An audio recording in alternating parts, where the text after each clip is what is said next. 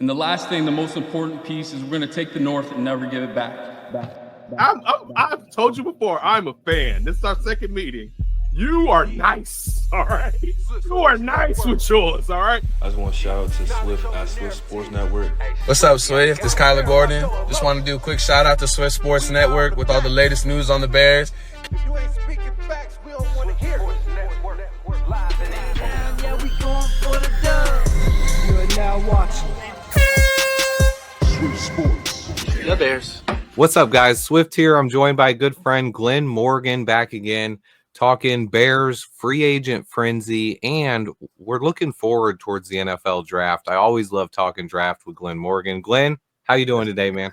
Man, I'm managing, as they say, doing well and looking forward to, actually even more so now, looking forward to the draft, seeing as how what the Bears did in free agencies. I didn't expect to be this enamored with what they were going to do. So yeah, I'm low key excited.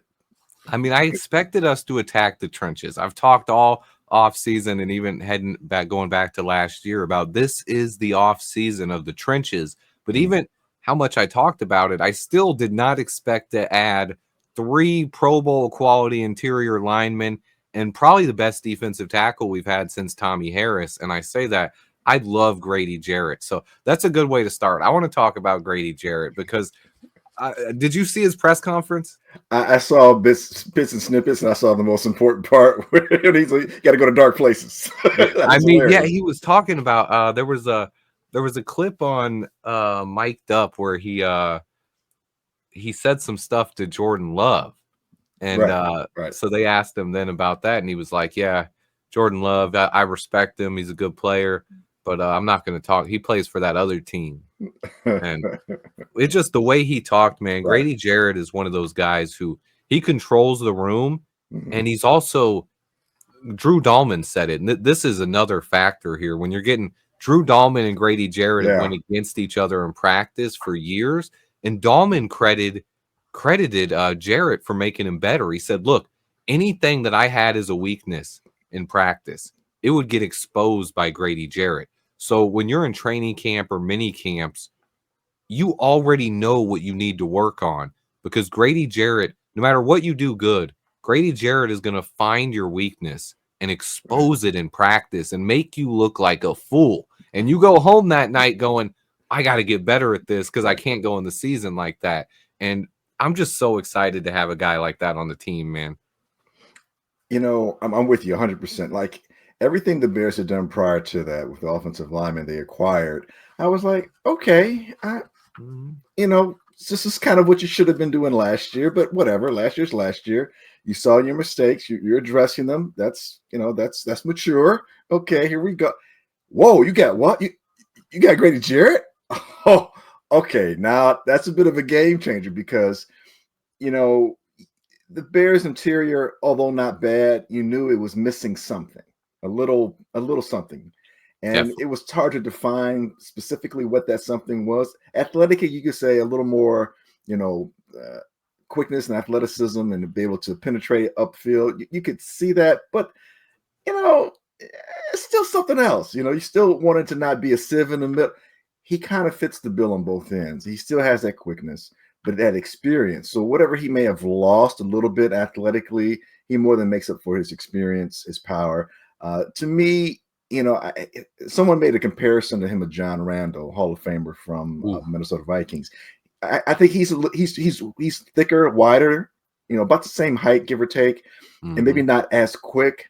Maybe the difference is Grady's a little more powerful than John Randall. But the thing is, these guys play with leverage, and they have an ability to negotiate how they want to do things across that defensive line. And whether it's getting upfield, whether it's penetrating, whether it's, you know, sustaining, holding the point of attack so that, you know, the linebackers can do what they do, or whether it's, you know, crashing down in to go, you know, get the running back from the tail end, whatever it may be that you need to do, he can do it. And he's been doing it on a really not good defensive team for a really long time.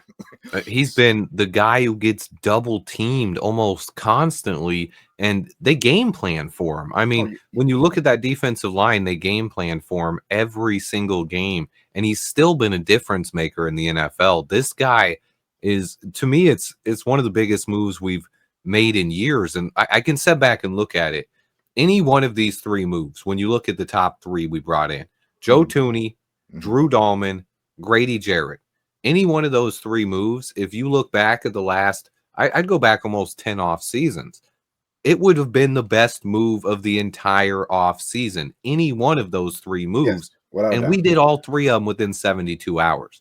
And I'm still kind of processing it like, hey, the Bears team that we haven't had a good offensive line since back in the Lovie Smith days when we had some really good free agent pickups, and we picked up John Tate in free agency and Reuben Brown and Roberto Garza, and we had Olin Kreutz, and then we added Fred Miller too, and Olin broke his jaw, but they still played pretty good at right tackle. We don't talk about Bruno. Yeah, we don't talk about that, but we haven't had an offensive line in so long, and now when I'm looking at the roster, it's been overhauled so much that I honestly think it's off the board in the first round. I don't think we're going offensive line. Well, let me hear your thoughts on that one. And that's because this is something I've been debating. It's like, if there was a left tackle that I thought they viewed him as the left tackle of the future, but the more and more I look at this draft, I don't know if that guy's in this draft, at least in the first round. Maybe a guy in the second round you like as a project, if you could get Josh Connerly or Ariante Ursay, and then some day three guys. I know they like Holland Pierce and Boston College's Ozzie Trapilo, but to me, when I'm looking at pick 10, I don't think Kelvin Banks Jr. is good enough. I think Will Campbell's a left guard. And Josh Simmons, it's like, well, I don't see us drafting a guy coming off an injury when you got Braxton Jones and Karan Amagaji on the roster. Well, see, that's the thing with what the Bears have done with their offensive line. And Braxton, like you mentioned, still, we have to see how that ankle is going to be. All intents and purposes, you look at the offensive line now, it's a solid, legitimate offensive line. And yeah, at 10, I agree, you don't necessarily have to go offensive line. You have options now. You can. I'm all for trading down. I really am at this point. I'm always for trading down. I love trading down. That being said, I'm not off on Calvin Banks altogether, because you have enough. He provides you with that youthful athleticism that you want for a left tackle. And you have a little leeway now because you have veterans in place. So the pressure of having to be that guy at the left tackle isn't there like it would have been, per se, if there were no left tackle at all. He can kind of, learn, especially if Braxton's healthy enough. But if he's not, you have someone who has a veteran next to him in Tooney that will help out, so you're not completely left alone. And I believe offensive coordinator / head coach is competent enough to understand that and to do things to help, so he's not leaving him on an island for too long, so to speak. So there are things to do, but when you get someone like Kelvin Banks, there's a reason why some guys are top 20, top 25 type talent, because it's hard to ignore what that athleticism presents and the flexibility that it presents, especially when you have some zone blocking. You want to have someone that has that quick feet and what have you. It's always something that Poles has looked at as far as when it comes to his tackles, and that's having, that ability to go left and right, the ability to get upfield, that versatility, whether it's blocking, run blocking, and pass blocking. Now, we've seen Braxton struggle over the years with the bull rushes, but run blocking, not a problem. And with the more athletic pass rushers, speed pass rushers, he tends to hold his own. So I'm not off on Calvin Banks altogether, especially if you trade down. But someone like Josh Simmons, I know he's coming off of an injury, but again, that guy is so good. Because of what you have done, again, with free agency, I'm okay, again, if you trade down, maybe not at 10, but if you trade down, getting someone like Josh Simmons somewhere between 15 and 20, I'm okay, because he's a project only in the sense that his health is what you're really banking on. And again, he has some inside-outside versatility as well. Now, if Will Campbell falls down, it's possible he could fall to 10. Again, I'm not completely off of him, because yes, you can slide him in to left guard. And what you do is you can move Tooney out to left tackle, because we've seen him do that. But now you have this rookie at guard, but he's sandwiching between two all-pros, center and a left tackle. So you have an ability here to where here's a guy, again, everything's not on. If Will Campbell is on left tackle, there's more expectation. Put him in left guard, you surround him with talent. Okay, that ability to learn gives, and then Braxton is your swing guy. I'm just saying, I'm still not off of taking an offensive lineman with the first pick in the first round. I wouldn't be completely against Will Campbell, but I don't know if I want to move Joe Tooney out to left tackle. I get it. He can do it in a pinch, in an emergency situation. He's a guy. He can do it. He showed us he can do it. But he's the best left guard in football. So to me, if we're drafting Will Campbell, it would be, all right, let's put him at left tackle. Let him compete with Braxton and Karan Amagaji. If he can't cut it, then I guess learn behind Joe Tooney, who's the best left guard in football, and then you can teach him, and hopefully Will Campbell would be able to take his place in a couple of years. But he's also a guy who he could fill in at right guard if Jonah Jackson gets hurt. If Braxton Jones gets hurt, he can fill in at left tackle. So it's not like you're drafting a backup, which is what some people would say with that. But to me, that's not a favorite move of mine. If we trade down, I like both of those other guys you mentioned. If we trade down, Kelvin Banks and Josh Simmons our options are unlimited. If we trade down, we could take any position. We could take safety. We could take a linebacker. But at pick 10, I think left tackle is probably off the board. I don't think Will Campbell, I don't think he's going to stay at left tackle. So I don't think you draft a guy that's going to, when you got Joe Tooney, who, when I look at our roster now, Joe Tooney might be the best player on our entire roster. Now, he is a little bit older, and you don't know how long you can count on him. But it's like, I'd rather take a guard in the second round, and then have a guy learn behind Tooney than waste a top 10 pick on a guy like that. So to me, that it's screaming pass rusher. The more I think about it, it just screams we need a pass rusher. And but here's the beauty of it: there's so many pass rushers, you don't have to take one at 10. There's and that's the thing. There's so many running backs too. So it's like.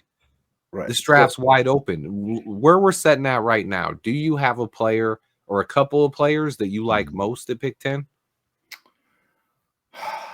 Any early favorites? I'm set in in my mindset. I know you're not on taking a tackle with the 10th pick. I just look at what won the Super Bowl, and I've seen what's won other Super Bowls, and I believe we've struggled so much with our offensive line for so long. I want to be inundated with talent, just in case someone's not healthy or you got somebody wrong or somebody's not quite good, or you can trade somebody. Maybe Braxton is someone that you end up trading, and you can do that if you have someone at left tackle or offensive tackle that you can count on by week 5, 6, and whenever the trading deadline arrives. So I'm not off of that. And that's the thing. It's like, when I start thinking about all the other positions, and for me, the other positions of need, I'm with you, edge rusher, opposite Sweat. I still think that's a necessity. I was thinking interior defensive lineman until we got Grady. So I'm not, I would still really like Kenneth Grant or Walter Nolan.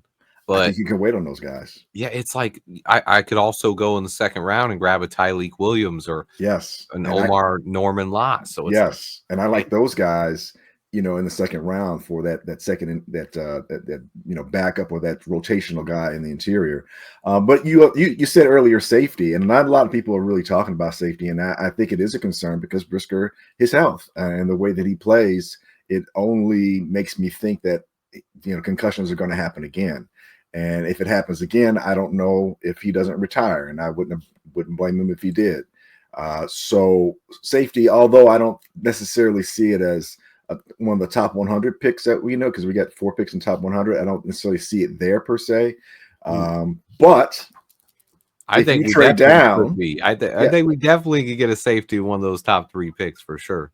Well, you could. I'm just saying I don't know that it's a necessity at this point because of other things that you may need. I still think, I know we got Zacchaeus, and that's a nice pickup.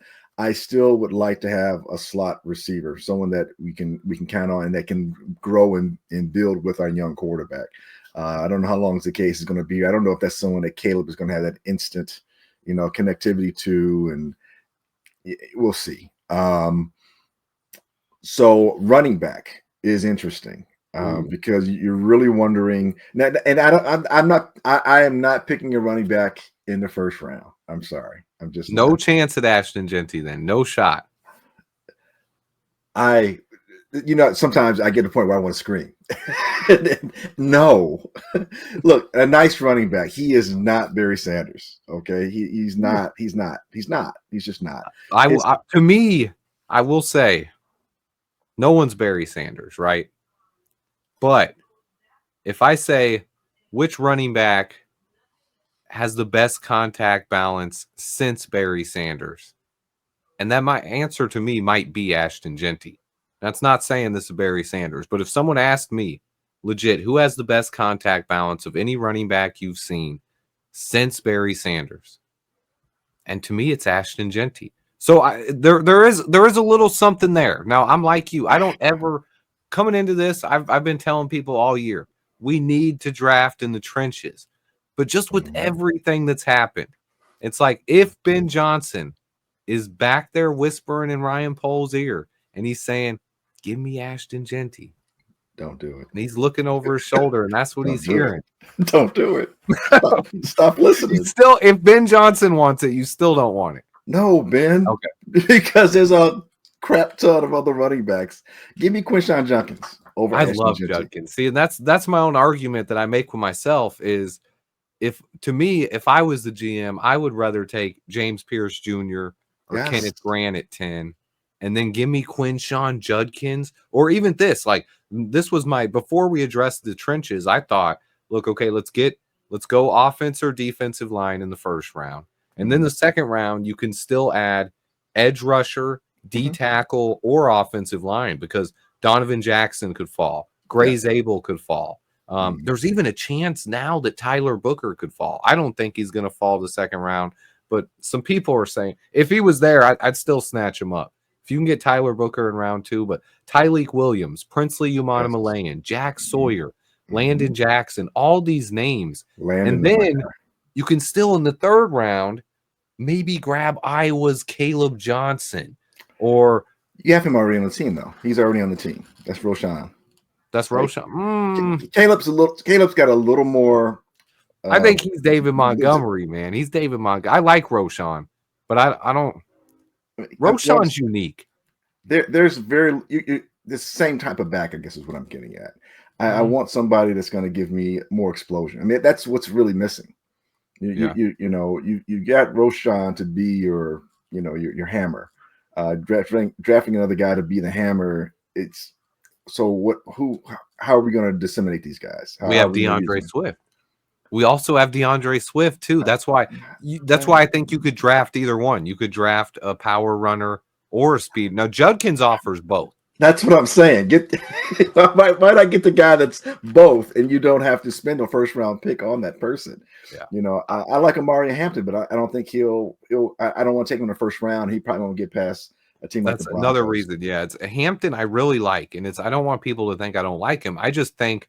To me, he's almost a shoe-in for the Denver Broncos at pick 20. Yep. Like, if he's on the board at pick 20, he almost makes too much sense. But I don't think he falls to number 39. So he's not really an option for the Bears unless we do if we trade down to pick 18 or 19. And I don't know if I'd want to take him that high. So it's like, so I'm torn with him. But Quinshawn Judkins is my guy.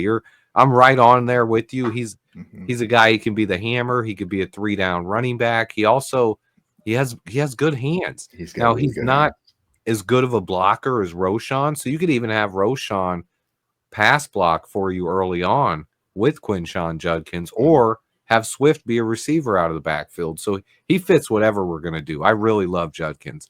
Just draft him, Ryan Poles. That's bottom line here.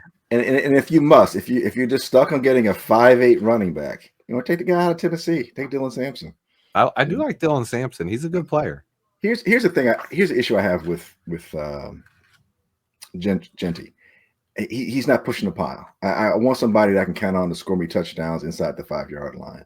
I've seen him push some pile. Now he did play at a small school, but come on, man. I mean, stop it. I watched his tape against Penn State, though. I mean. He's a good player. He's a fine player. And if you told me you got him in the third round, I'd be like, wow, great get. But or late second round, I'm like, okay. I'm not using a top 10 pick on it. Hey, I'll go down swinging wrong if he turns out to be, little poor man's Barry Sanders, and that's fine. And whoever gets him, that's great. Hey, with Jamar Gibbs, I thought the Lions were wrong for taking him that early. I had no problem with this talent. I saw up close and personal, abuse my Tennessee Volunteers. I knew what he can do. But I just thought it's kind of high, but okay, let's see what happens. You spent all this money, you still got Swift at the time, and you just picked up our guy from Chicago, like Montgomery. What do you do? Oh, that's what you're doing. Okay. I mean, and that's the thing. Ben Johnson had a plan for him, and that's where I can't help but wonder if Ben Johnson has a plan. He ain't Gibbs. He doesn't catch out the backfield like that. He doesn't run routes like that. Well, see, now people say this. I got to look up the stats real quick, but the 2024 tape, they didn't use him as a receiver a lot. 2023, I believe he led the entire nation in either receiving yards or receptions out of the backfield.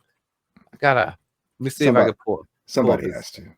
Let's Somebody see. has to lead the nation out of the backfield. 43 catches for 569 yards and 5 touchdowns in 2023.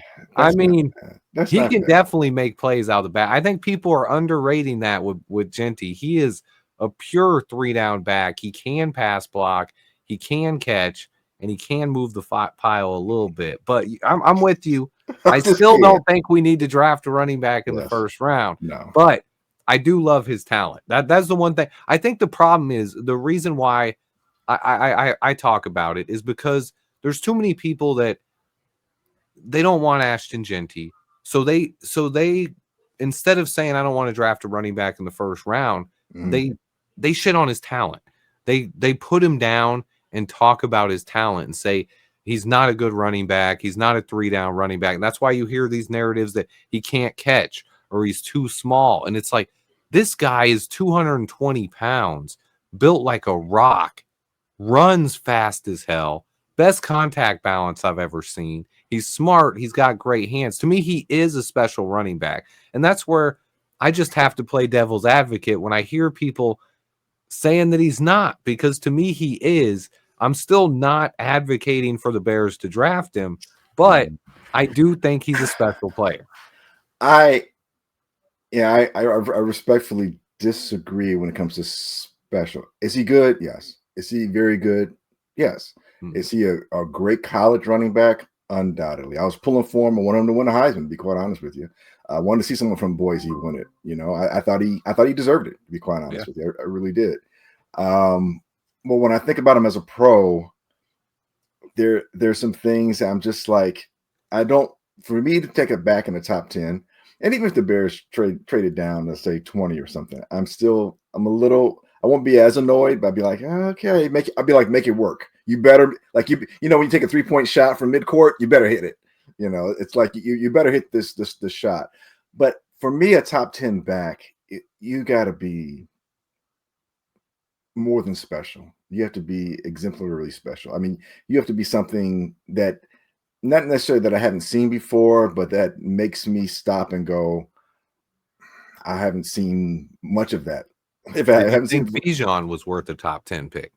Yes. Okay. Yes. I thought me, he's the best running back I've seen since Bijan. Is the only thing he has over Bijan is size. I mean, or is that Bijan has that he doesn't? Well, see, here's the thing. I think Bijan has better feet. I think he has better feet inside. I think he's quicker inside. I think his ability to avoid contact is better than Ashton's. I think Ashton runs well. I'm not saying he doesn't have good vision. I think he runs well. There are times where he misses something when he goes left and right that Bijan doesn't. Bijan, his left and right is just as good as his north and south, his east and west, I should say, if you want to do that. Yep. And it's such an exceptional trait that he makes you look silly. I haven't seen Ashton make people look silly. I've seen them look bad trying to get him, but not look. It's kind of like one of the reasons why I was never really high on David Montgomery when the Bears took him. I thought good back. I saw him play at Iowa State for a couple of years. I'm like, he's a physical back. He moves well in the pocket. He's got good hands. He does he's a solid running back. but I can't see this guy's not breaking. He's not taking it the distance. You know, I like most of his college, like I didn't see him break like 20-yard runs should happen when you're a college football player thinking about running back, thinking about going pro. You should have those 20 plus, carry or not carry, get 20 plus explosive yards. runs need to be Yes, the littered in, explosive runs. And he didn't have that. And I'm like, nice back, but third round, it makes sense. Third round, okay. I'm not upset. Ashton, yeah, he's fast. I don't know how to explain it, and it's horrible because I like to pride myself on having words, but there's not a uniqueness to me that mandates or requires that as a Bears organization, a fan of the Bears, that it mandates that the Bears need to have to take this guy. That in a deep running back class like this one is, and again, I've got some gray here. So I would say in the 50 years that I've been watching football, this is one of the, if not the deepest class of running backs that I've ever seen. And I want to touch on that then, since you like Quinshon Judkins and you don't like Genty, what are your thoughts? And you're a fan of Roschon. What are your thoughts on Travion Henderson then? I like Travion too. I think Judkins to me is a bit more explosive. I think Travion being nicked up a little bit soured me slightly. I'm not off on him. Like if you can't get Judkins and you settle for Travion, I'm not mad at you.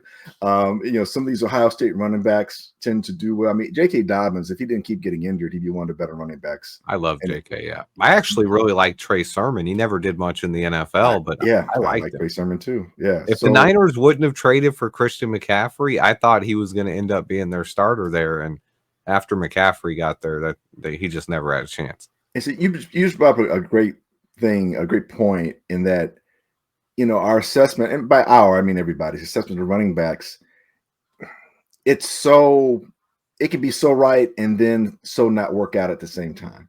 Mm-hmm. And sometimes it's not always necessarily, what the scheme is. Sometimes with running backs, it's like it can be there that quickly, and then like it can be there also, it can just be gone. You're like, well, what happened to this dude? Like, what happened? I thought he everything he seemed to do well. He seemed to run good with his pad level. He seemed to be able to catch the ball. He seemed to be able to, push the pile. He can make a person miss. He has some explosiveness to him. What happened? And sometimes with running backs, man, it's weird.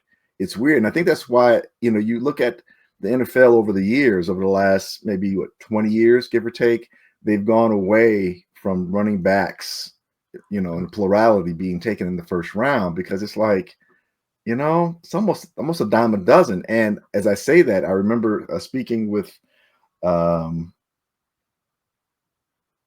can't believe I just forgot his name. Longtime coworker of mine. He's offensive lineman for the Bears, and the name will come back to me when it does. I'll say it. I'll feel really embarrassed.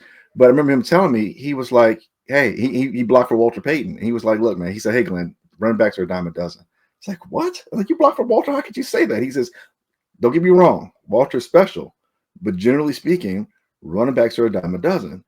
And I took it with like, yeah, and then I listened to it and I started being a little bit more observant, and I kind of got what he meant. Like, sometimes their shelf life, it might be 3 or 4 years.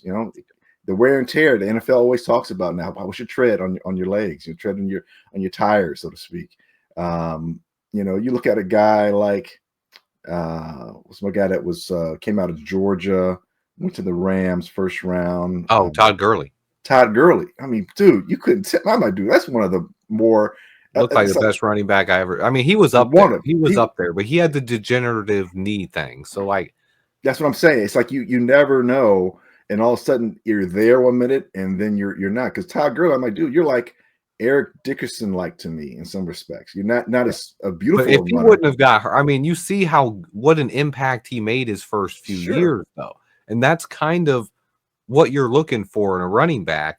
And we're kind of in a position, and that's why I think Judkins makes the perfect sense. And it's not Genty, it's Judkins. Is if you can land Judkins, and you can have him here for the next 3 to 4 years on Caleb's rookie deal, carrying the rock, improving the run game, but I'm also I'm not against Ashton Genty. I just want that to be on the record. I do like him. I do think he's special. But in the NFL, what does matter though? A lot of times it matters more than the talent is the situation you're going to. No matter what, if he goes to a team that has a terrible offensive line, if he would have went to last year's Chicago Bears, he would have been awful. If he goes to a team this year that has a horrible offensive line, he's not going to be great. If he goes to a team that has the right situation, he's probably going to be rookie of the year. And that's where I'll leave it. And especially this year where there's not a lot of standout talents. Cam Ward is the one quarterback, and they're probably not going to be a good team. And then Tyler Warren, he's up there.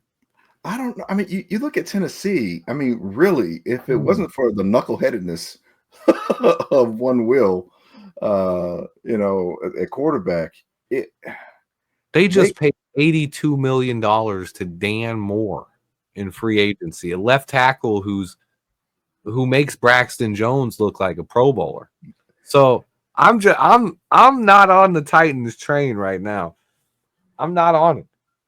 Well, you don't have to be on the Titans train in terms of, saying that they're going to be that team that, dominates. Yeah. But you look at their defense, like they have few weaknesses. The most glaring weakness, it clearly is at quarterback. I mean, they had some serious issues at quarterback last year. And, you get Cam Ward. The question is whether or not, the head coach can actually coach as a head coach. Question too. And I do like Cam Ward. Cam Ward has been my number one QB all last year when everyone else had Shadur Sanders ranked ahead of him. Cam's been my guy the whole time. Cam's special. I love that guy. I think his athleticism sets him apart, most definitely. I think he's Steve McNair to me. That's what I see. That's a good comp. There are definitely some Steve McNair comps right there. I think Steve's a more physical quarterback than Cam, but they seem to see the field the same way. They seem to do things to help their team win in the same way. Sometimes you can tell a quarterback, you can tell he's a winner, or like the moment is not too big for him. Oh yeah. And I tend to believe, and now sometimes he's put the team in the spots where they end up having a moment that they wouldn't have had if he didn't put him in that spot, but he still gets them through it. I think with Shador, one thing I've always liked about him, and it's ever since Jackson State, he's got some of the best feet in terms of resetting and setting in the his pocket.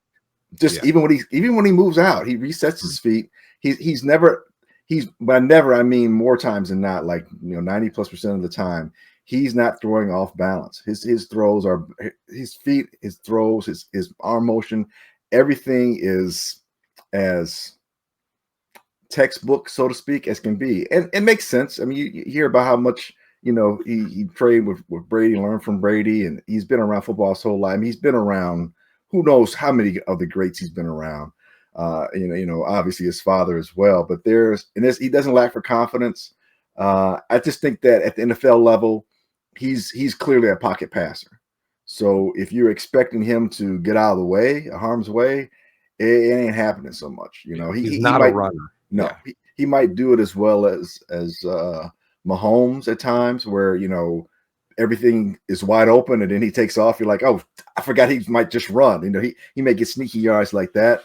But yeah, he's not scaring. Like with Ward, he scares you on all levels. With his arm, his athleticism, his ability to be clutch, his feet, and how he can intertwine and all those things together. And although all those attributes are interwoven together, but yes, this is really it's not a very good quarterback draft. The fact that Jackson Dart would probably be the next quarterback taken. Yeah. And that Louis Riddick keeps saying Tyler Slow's a guy that might slide into the first round, let you know just how bad. They're pushing these quarterbacks up. Yeah. They are. They are. Yeah, to me, I see Shadur as somewhere between a Jared Goff and a CJ Stroud, a pocket passer who his probably ceiling could be limited, but if he can get in the right system and a team that believes in him and the maturity, that has to check the box. Because I know he's Deion's son. I know he has good leadership as well. Deion's not gonna lead him astray when it comes to something like that. But there are a lot of questions right now about his maturity. And to me, oh yeah, You think didn't so? you didn't hear him last week. Now, and one of the things I've pointed out to people is it's happened every year. Every year of my life, there's some prospect, even Justin Fields. There's these media guys will come out and say they're lazy or they have attitudes, and it's like these guys just like to push stories a lot of times, Mhm. and a lot of times there's absolutely no basis to it. I think Shador is a leader. Where do you think he goes in this draft? I would be shocked if he gets past the Giants. Okay. I think here's the thing. I kind of, for his sake, I kind of don't want him to go to the Giants because I think that regime's on its way out. Yeah. But by the same token, I mean, Dabo's not. I still think he's a quality coordinator. Shador might be able to save him. I think he has that much confidence and talent that if the Giants do well in the offseason, you know, you've got a number one. Well, you have a number one wide receiver there already, so you don't have to worry about that. The offensive line has always kind of been a bit of an issue. The defense is really good right now. So basically, offense is where they need to focus a lot of their attention. If they can do that, I would say within 3-year span, you can see the Giants being in a situation where they're competing in their division. Will it happen next year like the Washington situation? No. Those things are rare. And even though we saw it back-to-back years with Houston and Washington, they're still rare. You know, It's so tough to talk to people about right now because they're like, "Oh, you can win with rookie quarterbacks." And it's like it's happened like 2 times ever. Like, stop. it's rare. And no Super Bowls. Right. And I mean, and Washington got really, really, really, really close, but a lot of things have to go right. You know, a lot of things have to go right. Your schedule, obviously the synergy on the team, you know, your health as a team, the coaching staff, all these things have to really, you know, mesh well. And when you catch teams, when you're playing when you're playing your opponent, sometimes it helps when you're playing an opponent and their best players are playing. You know, those things are factors. So, but I think in a 3-year span, I think Shador with the Giants and them being able to focus. And again, I don't know because it's such an iffy position with the general manager and the head coach. And last year's not Hard Knocks, but theirs was That was the off-season Hard the Knocks. off-season Hard Knocks did them no favors. And the None. fact that Saquon None. wins the Super Bowl does them even less favors, you know.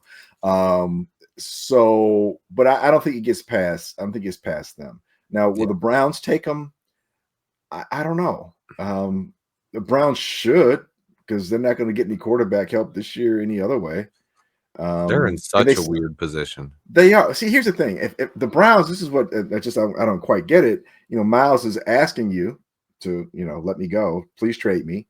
So you're not going to look like the bad guy. You're not going to look like the guy that or the organization that, you know, tried to keep him or, you know, wouldn't pay him. He's asking to leave.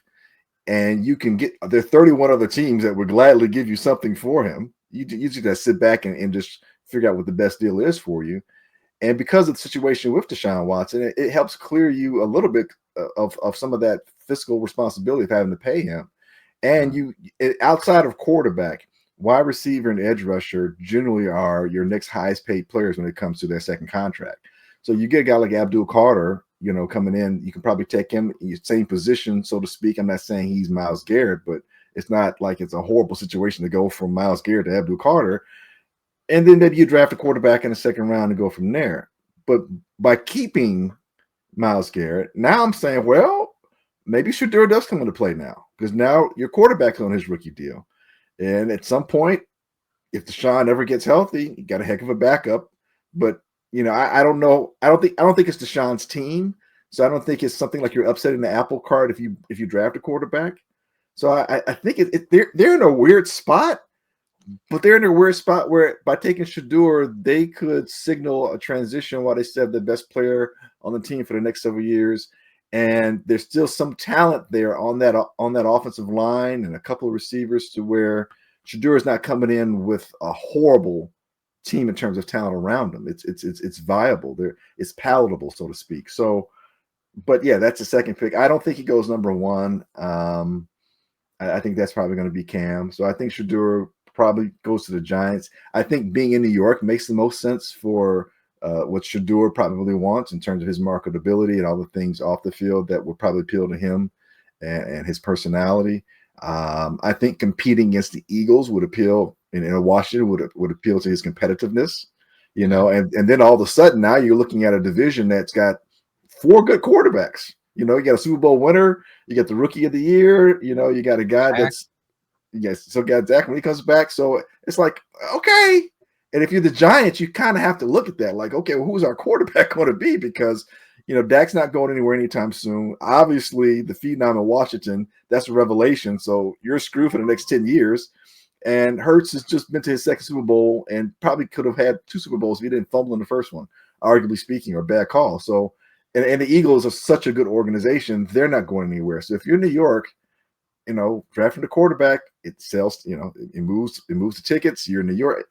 All these things make sense for Shador to go there. They need a quarterback. I mean, the bottom line, I actually think Brian Daboll is actually a guy who's capable of being a good coach, but he hasn't really had a fair shot here because he signed. It was his decision going with the New York Giants, but when you go to a team that has Daniel Jones as a quarterback, and then his first year there, Daniel Jones actually looked pretty good.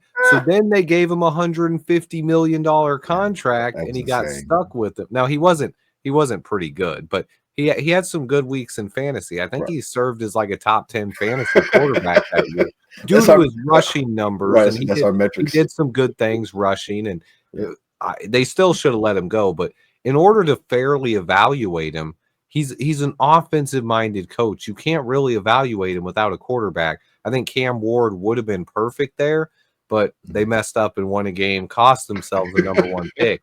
And now I don't know how good of a fit Shador is there, but I do think along your lines, they have to be looking at a quarterback. The Giants just have to. So Shador makes too much sense there. Now, I will say if for some reason they don't take Shador, he's a quarterback that could fall. Because I don't think the Raiders are going to take him now that they took Geno Smith. No. I don't think the Jets take him after they signed Justin Fields. So that's a guy who could fall all the way down to the Steelers. I was going to say Pittsburgh. That's 21. That's pick 21 though. That's a fall. That would be insane. Yeah, and I'll tell you what, if he fell that far, I think he has just enough petty in him that he's going to try and make all those teams, the first 20 teams, whenever he plays them. Mm-hmm. I'm going to remind you why you probably should have thought about me. At least the ones that don't have a quarterback in place. Well, if he gets to 10, obviously, if any team out there wants to trade up, just call Ryan Poles because you can have him at 10. I'll let you know. Hey, Pittsburgh, they've been getting away with murder with us. So how about we finally, get away with a little bit of murder with them? And we know what it costs. That's about what we traded up. We came up from 20 to 11 for Justin Fields. We'll take a similar package. Look, just give us a first rounder next year. Give us a third this year. You can come up to pick 10. We'll take it. And then at 20, you can take your Quinshawn. We can take our Quinshawn. No, it's too high for him. But you can take your Ashton. Hey, you know what? I'm just joking, but you said James Pierce Jr. earlier. At 20, I'm fine with that. I love James Pierce. Yeah, you can get an edge rusher that you can take whatever edge rusher is still on the board, or you could take a running back, or at that point, shoot, you want to take a left tackle too? Go ahead. You can take anything, or safety. Malachi Stark still on the board. I was going to say, that safety that I said I wasn't really worried about in terms of taking in the first 100. At 20, if Malachi happens to fall there, I'm jumping all over it because he's good enough that he can be your. I know we got Gordon in the slot, but he's a guy you can move them all around like a chess. Yeah, exactly. You can put him whoever. If they have a guy that's a really good slot receiver, you want to put him in the slot. You want to put him in the box. You want to put him up top playing center field. You can move him around the defense, and I like that. You wouldn't have to get rid of Byard this year either. You could let him learn underneath him for a year. You can have him cover your tight end and have Brisker just play even closer to the line. He's better at that than he is in pass coverage. So I'm not saying he's bad in pass coverage. I'm just saying between the two, he's better close to the line. But Malachi can be that guy that's covering bracketing your that safety, or hell, put them both on a safety both on a tight end that's an exceptional tight end. Say, hey, we'll shut down you're playing the Lions. Hey, we need to stop Laporta. Yeah. or you need to double somebody and you're getting killed by St. Brown in the slot. Well, just pass him along. Just go from one guy to the next. There's a lot you can do, like you said, with him. You get a guy like Malachi Starr, and I would not. Other fans would be like, "Why are we taking a safety?" I think you and I'd be like, "Because he's a bad motherfucker. That's why." Yeah, he's a bad. And I mean, I think we'll need. I mean, another underrated point. We do have. I don't think safety is a free agent need. Someone asked me that yesterday. I was like, no, we're not going to sign a free agent, but we could definitely draft one. When you look at our roster, Brisker's in the last year of his deal and has had the concussion problems. Yep. Kevin Byard's 32 years old, going to be 33. He's in the last year of his deal. Jonathan Owens, our third safety, is in the last year of his deal. Elijah Hicks, our fourth safety, is also in the last year of his contract. So unless we re-sign one of these guys, we don't have a single safety under contract for 2026. So that makes it a much bigger need, in my opinion, when I'm looking at it. And now that the trenches are upgraded more, and the more I'm talking to you, the more safeties just keeps climbing up the list of needs a little bit more by the day. Yeah, and there's still some really good safeties you can get later on. A guy like Xavier Watts out of Notre Dame. Love him. And a guy like Sebastian Castro, Iowa. Yeah. And give me an Iowa defensive back any day. You give me a defensive back from Ohio State, Iowa, Alabama. I'm not upset. I'd almost say almost any SEC school for the most part, but those in particular. You get a guy like Lathan Ransom. And although I like Lathan, he's not bad. I think he kind of got lost with all those other all pros that were on that Ohio State team. But he's a solid player. And even Malachi Moore, I'm not upset with. So yeah, I think it should be a position that is selected. I'm with you 100%. It should be selected this year. If things fall the way they fall and an exceptional situation arises and you can get someone like Malachi Starks because you've got other picks that you can still address some of the other things, then I guess you know what it is at this point, and dare I say, you and I, the way we've been talking around positions and players, the Bears are in a situation where it's best player available. Especially with our first pick. I think that's where it comes down to, and that's why I like to bring up other players, because we don't know, regardless of what players we like, we don't know what Ryan Poles and Ben Johnson's board's going to look like. And it's very possible that any one of these guys that we've all talked about could be the highest player on the board. And I think there's other guys.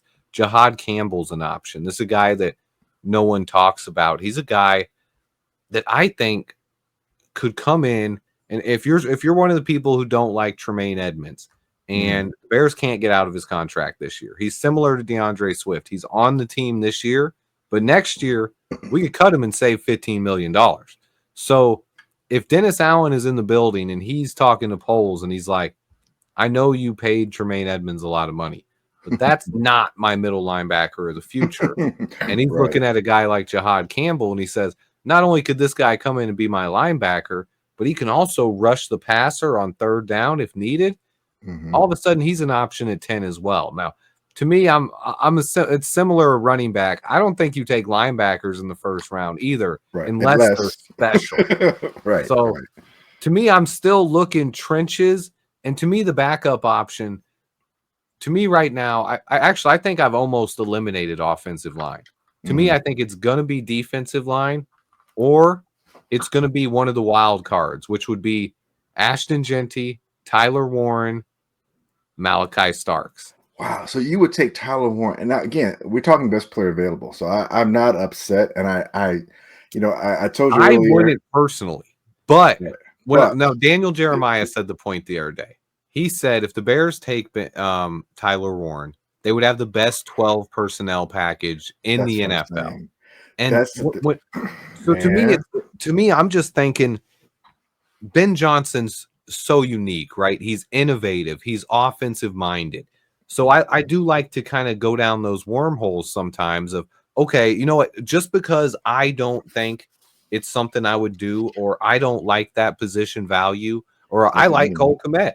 So it's like, we got Cole Kmet, but I like to still challenge myself and think about those situations. And then I go watch some tape on Tyler Warren. And you could put this guy at fullback.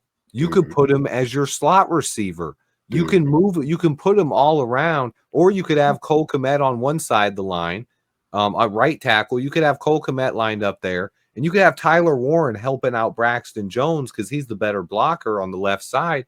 And that 12 formation, that 12 personnel looks dominant. So it's not like something that I'm like, ooh, I want Tyler Warren. But it's like, dang, if that's what Ben Johnson wants, okay, I'm on board then. So right now it's last year going into the last 3 drafts. I think it's been at least the last 2. It's been easier to identify. Last year, I actually had Karan Amagaji pegged too as a guy I thought the Bears were going to target. And everyone knew we were taking Caleb Williams. And Romo Dunze wasn't hard to find either. Most people worried if he's not on the board. This year, with a new defensive coordinator like Dennis Allen, who – and people keep trying to pigeonhole him too. I keep hearing people say he won't draft small defensive ends. They're like, he won't draft defensive ends under 270. I'm like, see, this is people not doing enough research. They see the last 2 first-round picks he took with the Saints, but they don't go back and look that Dennis Allen was on the team that drafted Von Miller and Khalil Mack, both guys that were 240. So he could take a small defensive end too. So it's like, Dennis Allen likes both. So it's like, I don't know what we're looking for at defensive end anymore. And then when you're looking at Ben Johnson, it's like, I have no idea. When Ben Johnson tore his playbook down to the shreds and he's thinking about what he's going to do with Caleb Williams, I don't know what Ben Johnson is looking at this draft and falling in love with. And to me, that could be Ashton Genty. Genty could be his Gibbs. It could be Tyler Warren. Tyler Warren could be his Sam Laporta. And it's like, or maybe he wants an offensive lineman, or he's like, look, I can do enough with the weapons we got here. Let Dennis Allen pick a toy in the first round, So this draft is so wide open to me. And that's why I'm excited about it. And like any of those guys can make this team better. So it's about which one of those guys, because we know every team has their board differently. Sure. So one of these guys, the Bears are going to have in their top 5, right? Because the top 5 is so open in this year's draft. They're not going to have any quarterbacks in their top 5. They're going to have Abdul Carter. They're going to have Travis Hunter. They're going to have Mason Graham. Who's 4 and 5? Because it could be a Tyler Warren. It could be a Malachi Starks. It could be all pass rushers. Like they could have number 4, 5, 6, 7, 8, 9, and 10 all defensive line. And that's why I'm excited about this draft, and more so than I have been in recent years. But it's a different time for Bears fans. Let me throw this out to you, because with the Tyler Warren thing, as you said that, I'm like, I'm not upset with that, because again, aside from protection, it gives you unpredictability. Defense not necessarily know what you're going to do. And you have another pass catcher. You have a guy that you can maneuver wherever. He's definitely a chess piece. But here's the thing. I'm like, okay, let's say, and we don't know, because there's going to be some trades that happen before the draft happens. So that's going to change some things around too, and let's say the Bears, even if they stay at 10 or if they fall a little bit, but let's say they take Warren. Could you imagine if they take Warren and then a guy like Landon Jackson and Quinshon Judkins be like 3 of their first picks? And now all of a sudden you're explosive and unpredictable on offense, and your defense just got more length, and you can still get a safety in round 3. You can still get a safety that you might like in round 3, and whatever receiver, slot guy that is available, you can get someone. Again, I keep picking Tennessee guys, but you can pick Deontay Thornton Jr. out of Tennessee, out of Tennessee, and you get that length, man. You've got that 6'5", 4.3 speed, and again, you're talking about Ben Johnson. You look at who he has over there. He liked that Detroit. James Williams, yeah. He liked the speed burner. Yeah, so it's so, like you said, so wide open. But there are things in this draft, and here's the thing: because of what the Bears have done in free agency, it's opened it up even more so. It makes it so you're not pigeonholed into having to take this position. You can maneuver. You can still focus on that, whatever that position is that you want to initially focus on, you can, but you can maneuver along the board now and maybe accrue, and not even maybe, I think they should do that because it's deep with edge rushers, it's deep with running backs, offensive line, men overall, probably the first 3 rounds, you can probably get what you kind of might want to be looking for to help buoy, because you're not necessarily looking for a starter. You can be, but not necessarily. You're looking for a person that's going to be a starter maybe next year or the next 2 years, but someone that gives you that depth that you really need, because no matter what, as good as this offensive line, quote unquote, looks on paper, there's still a depth issue, and you still got guys coming off of injury, and you still got guys that's still a little green. So I really do hope that this free agency period that we're in the midst of, but that the Bears really did exceptional with, that's just a precursor for how well they're going to do when the draft rolls around in late April. And that's why I love talking to you, Glynn, because a lot of people, they get too pigeonholed with like if the names Ashton Genty or Tyler Warren are brought up, they'll just jump on the meeting. No, I don't like this position, or no, we got Cole Kmet. One of the reasons I think it's Tyler Warren has to be considered is because I think Ben Johnson, this is a guy who started his career coaching tight ends with the Dolphins, right? Mm-hmm. So tight end's important for them. And not only do we know it's important for them, but you can also look at, hey, Cole Kmet, right?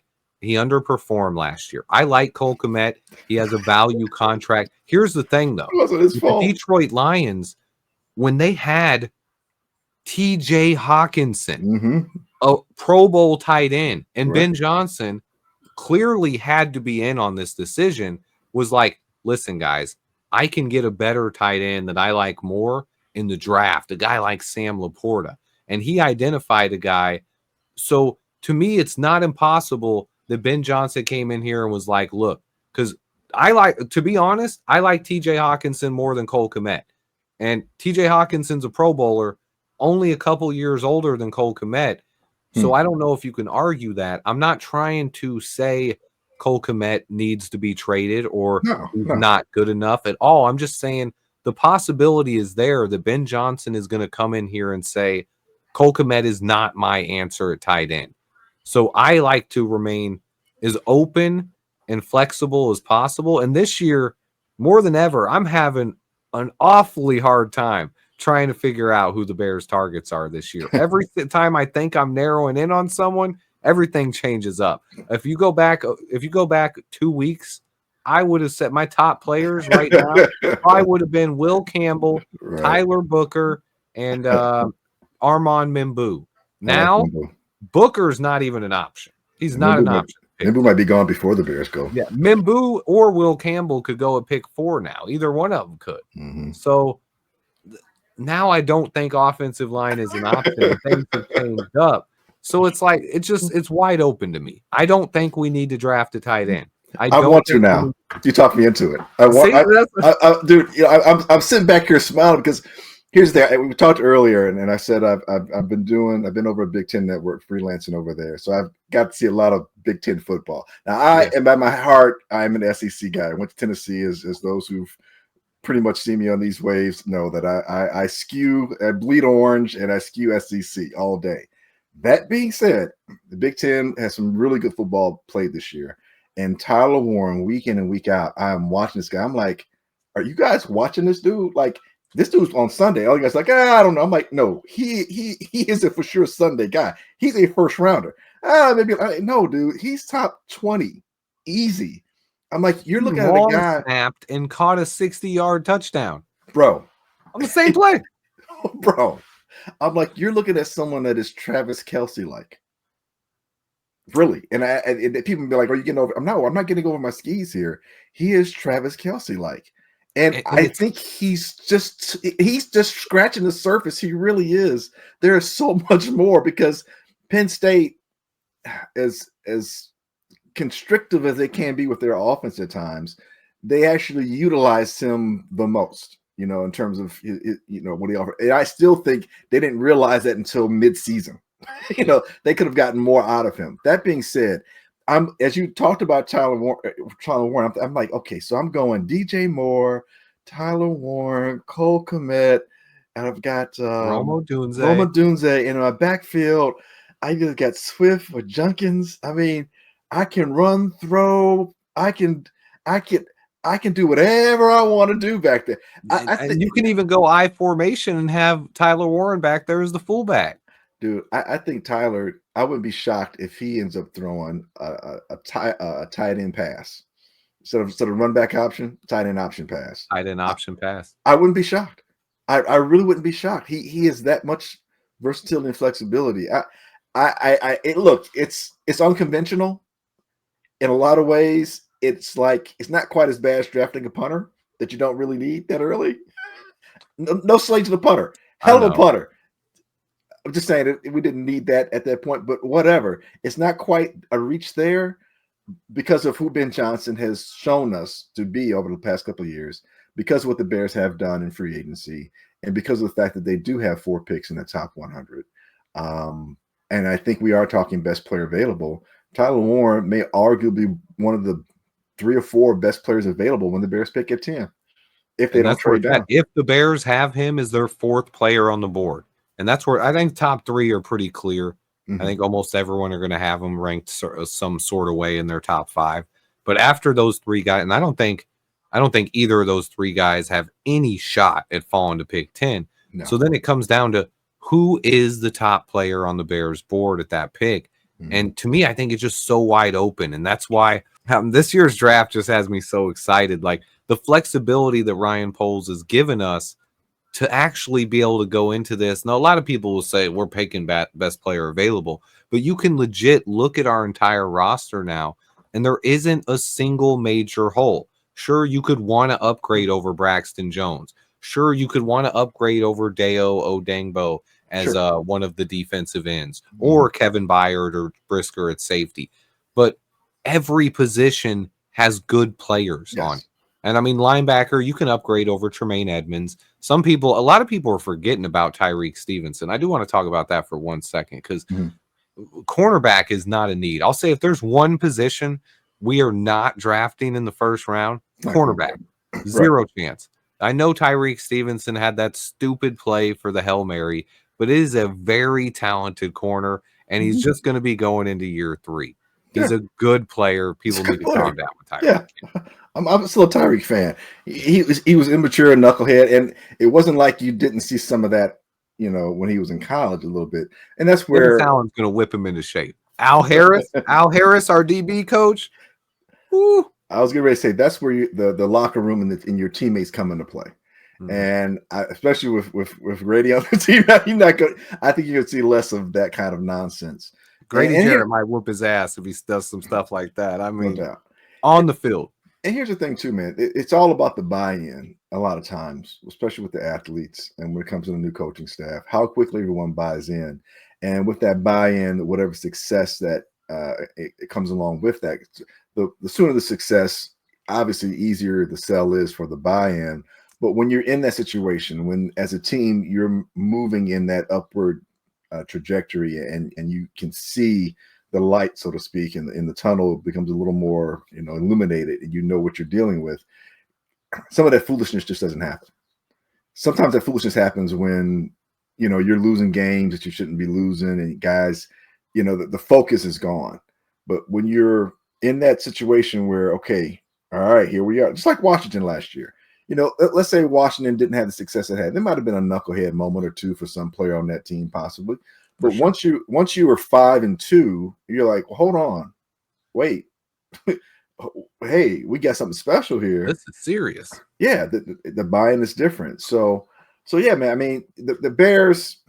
Here's the thing. So with all your enthusiasm, and I know it's way too early for this, with all your enthusiasm and with my renewed smile, because you hadn't seen me smile as much, since about maybe like a year and a half or so. Where do you see? Where's your ceiling and your floor, and if you want to, this basement in terms of record win-loss for this Bears 2025 season? I think this year, I think going into 2025 right now, we have 3 top 50 picks, should all be impact players, no holes on the roster, and flexibility to even make another move if needed. If something come along and Ryan Poles saw another player that he could trade for a late round pick, we have the flexibility to restructure a Montez Sweat or a Jalen Johnson or a DJ Moore and open up 20 plus million more in cap space. We're in that range right now. We are all in. I don't know if you saw, but the Grady Jarrett contract structure actually just came out before we were recording this, and it is the first time in Ryan Poles' time as a general manager where he added void cap years. His cap hit, Grady Jarrett's cap hit this year is only $5.8 million. Okay. That is huge. 2 years of dead cap hit going to come after he's off the team. Ryan Poles has never done that with a contract. That was something Ryan Pace did a lot. It's not something I think should be a habit of, but it clearly shows his mindset has changed. It's no longer rebuild. Now is the time where you can do that. You can put a little money off into the future because he wants to put it all into right now. So I think this year is legit playoff expectations. I won't say we have to win the NFC North, but I think this year is a playoff expectations. I don't like to put floors on things because I am superstitious. You never know. One injury can change everything. That's why I'm knocking on wood over here, because one injury at a key position can change an outlook for an entire season. So that you never know how it's going to happen. But if this team stays healthy, this is a team that needs to be in the playoffs this season.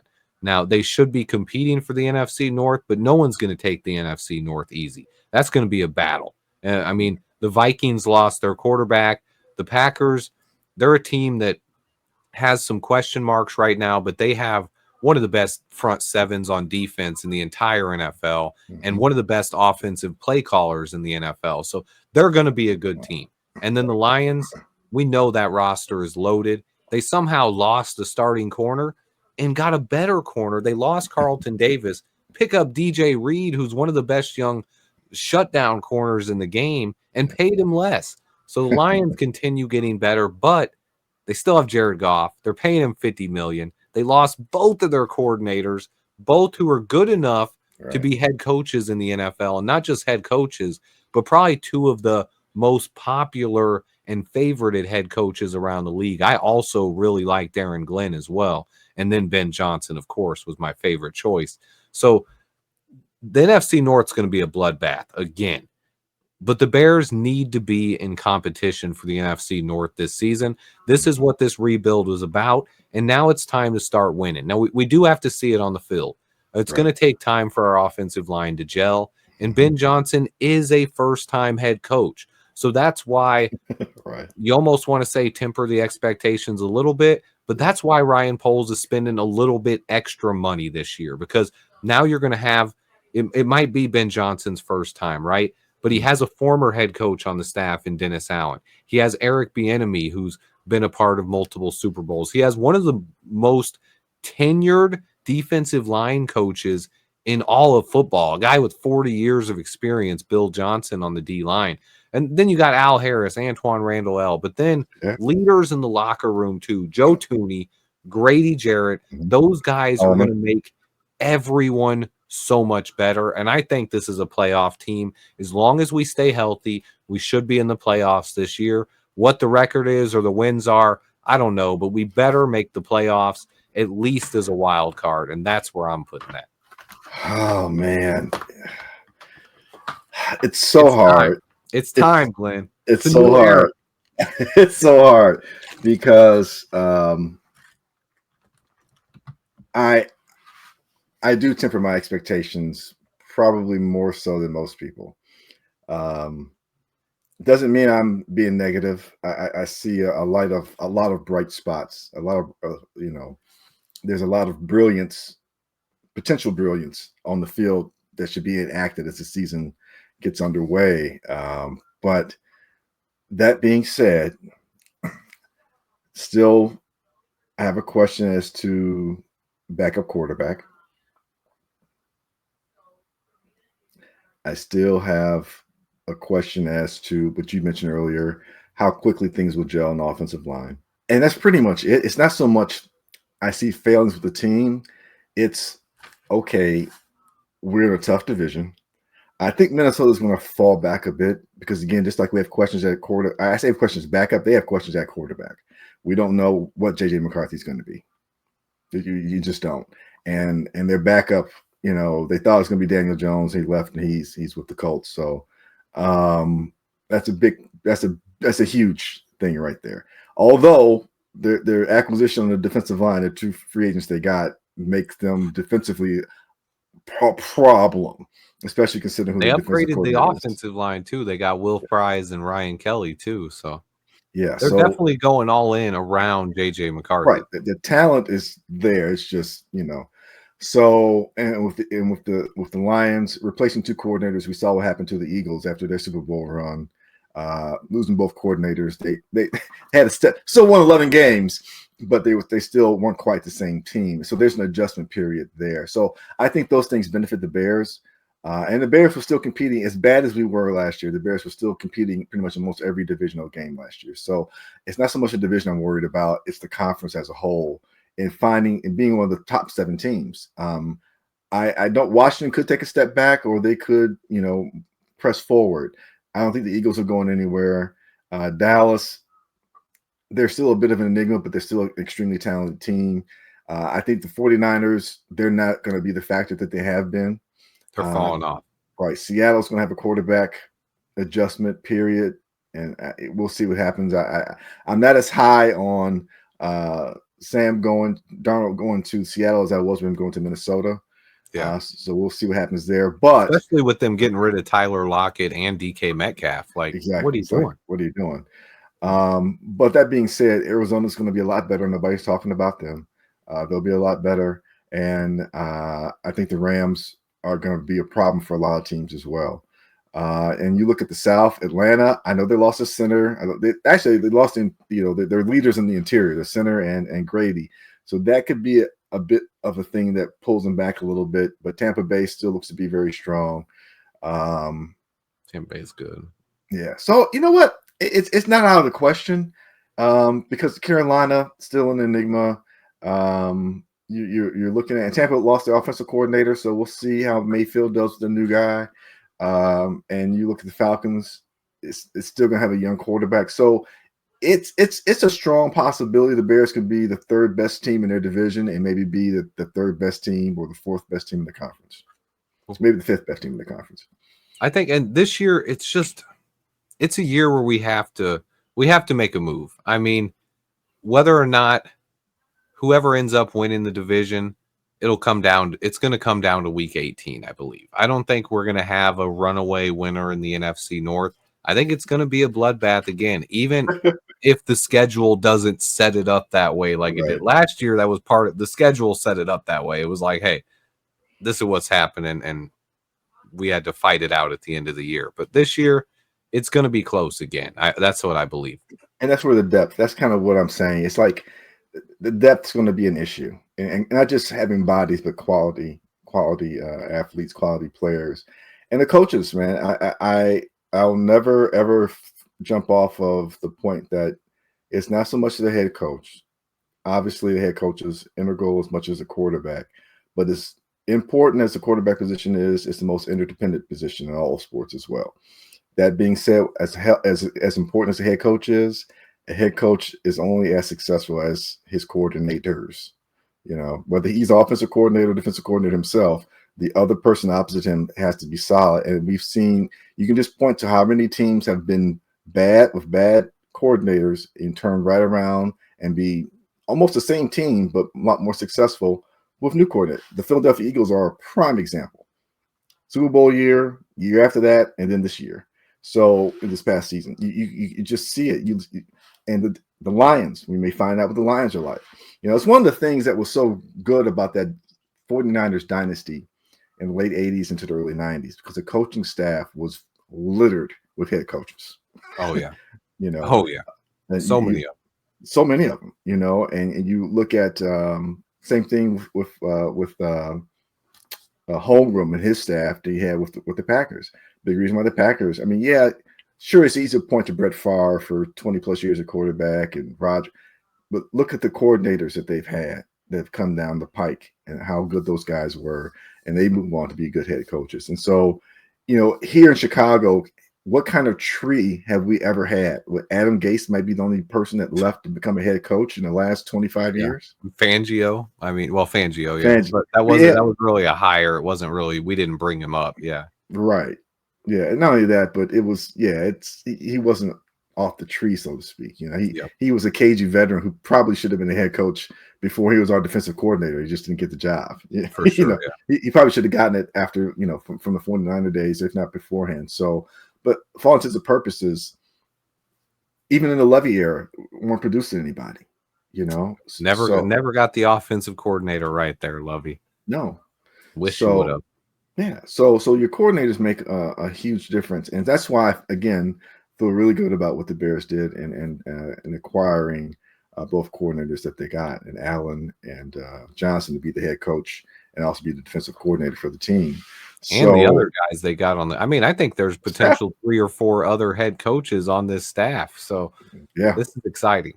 Yeah. Yeah. So yeah, man, I said tipping my expectations, but the more I started thinking about the teams, the Bears very much between 5 and 7, I think comfortably they could be slotted in that playoff positioning.